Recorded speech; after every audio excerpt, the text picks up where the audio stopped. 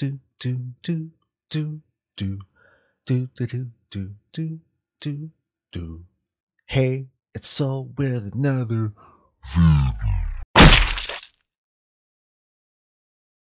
Sometimes in the Warcraft universe, things die. It's sad, kind of.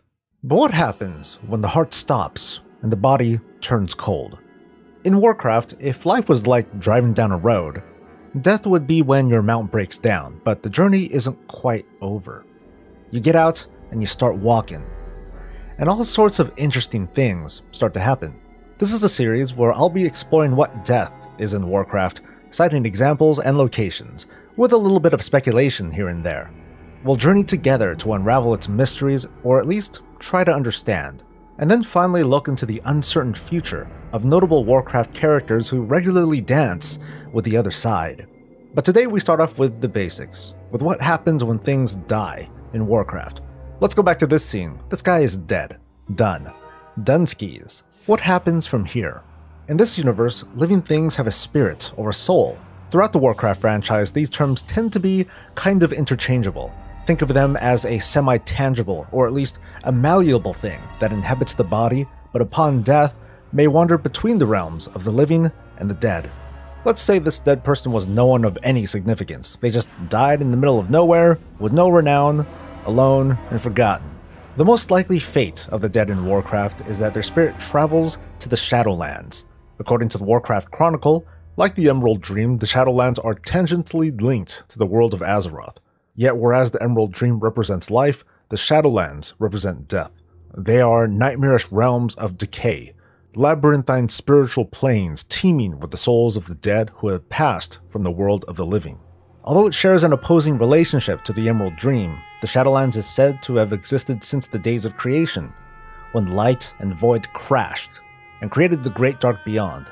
Meanwhile, the Emerald Dream is a construct of Keeper Freya, created by the Titans. So the Shadowlands can be said to be as vast as the Great Dark Beyond itself, as if it's space under the bed, the mirror world, the upside down, whatever you want to call it. In the World of Warcraft game, the Shadowlands is visited by players upon their death, although it's cited elsewhere that what we see is actually the Twisting Nether, but we'll go with the Shadowlands here. In-game, the Shadowlands is like a mirror world, void of life and color and with a twisted sky. You're alone, unless there are others like you there who are also dead. With so little other information to go with, we can only suspect that the Shadowlands is little more than a dump for forgotten souls to forever wander. Within the realm is no ruler nor master, although the realm can be regularly visited with the right capabilities. There are a lot of guests though. A one-way trip to the Shadowlands is the most likely fate of the dead, like this guy, and they're never seen again. But that's the worst, the most boring way to go, right? Not only are you dead, but you're forgotten. Luckily, Warcraft provides us with much more entertainment than this. Sometimes the dead just refuse to truly die. Instead of the Shadowlands, they walk among the living as spirits. Maybe these spirits fell under the stress of regret, even rage, and it binds them. Uther the Lightbringer spirit presumably walks the Shadowlands, but isn't far from his own tomb, ready to be called on by paladins seeking guidance, or the location of a very large two-handed sword. The spirits of the Elders in the Grand migrate to the ancestral grounds on their journey to the Shadowlands, and are sometimes called upon by their descendants. Pamela Redpath wanders the Eastern Plaguelands, waiting for her father, who will never come home. The fallen king Varian Wrynn visits his son in a sort of vision to give one last lesson. Makari, the capital of Argus, is filled with restless spirits, echoes of a lost civilization. The Night Elves of Azuna are locked into a tomb of undeath after a horrific act of retribution. And elsewhere throughout Azeroth and Draenor and beyond, spirits wander in rage and confusion, sometimes not even knowing they're dead, waiting for a hero to vanquish them, release them, and put their soul to rest. It's interesting that the strength needed to remain in the realm of the living, or to even briefly return from the Shadowlands, is relative. From a king to a child, any being can be strong enough to return in some form if the will is there. If death in Warcraft was a black and white thing, then the only realms to explore would be that of the living and the Shadowlands. Death in Warcraft is anything but that though.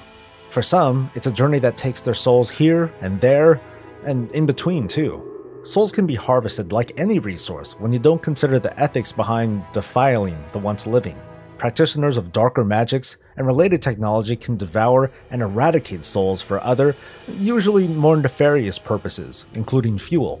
Not very pleasant, but it does mean that souls can be used as a source of power. The Titan Keeper Odin created an institution out of the harvesting of souls, first creating the Valkyr to gather the bravest of Rykul souls and create a powerful, immortal fighting force, the Valajar. In a similar vein, the Lich King Arthas created his own twisted version of the Valkyr to empower his undead armies. Those two, among others, will be talked about much more later in this series. These two examples bring to light the fact that often enough the dead don't rest, because external influence prevents that from happening. That's where things get really interesting, if not incredibly traumatic for these defiled spirits. It's all thanks to a little trick that comes in many forms and serves many purposes, both the benevolent and the maligned. But for fun, I'll lump it all into one word: necromancy. That concludes part 1 of this series. In part 2, I'll cover what we know about necromancy, from its properties, to its history, to its many, many victims and practitioners. I hope you enjoy this series as much as I enjoy making it. Please leave your thoughts, input, and suggestions in a comment below, so future videos will be all the more cooler. Of course, please like this video if you enjoyed yourself, support me through Patreon so I can keep making videos, and subscribe for more of this and all things Warcraft. I'll see you in the next video. Until then, stay safe, stay alive, and stay breezy.